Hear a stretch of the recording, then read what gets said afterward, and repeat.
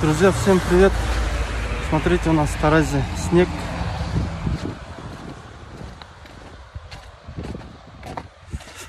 Друзья, так как мои в основном видео, некоторые видео посвящены безопасности, да? Почему в основном я поднимаю эту тематику, друзья? Потому что я раньше работал в правоохранительной системе, поэтому мне охота, чтобы все люди были в безопасности. Вот я недавно ехал на автобусе, и, как всегда, в основном, молодежь, да, несовершеннолетние, они безответственно относятся к своему имуществу, да. В частности, телефон. У одной девочки телефон прям торчит из кармана, да, из кармана штанов или брюк, в общем.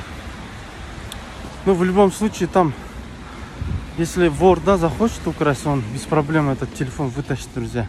Обычно раньше, да, вы же знаете, когда у кого-то что-то крадут, всегда там они в заявлении пишут, что вот там вскрыли сумку, взяли телефон или кошелек, а так, если посмотреть, да, там этот телефон вообще торчит, да, из кармана, что там можно без проблем его украсть.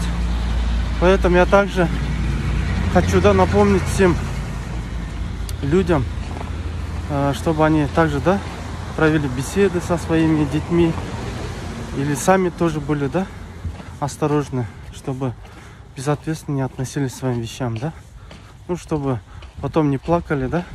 Например, сейчас айфоны люди покупают там в кредит за 500, за миллион тенге, детям покупают, а дети так относятся, да, к своему имуществу, и потом начинается, да, там,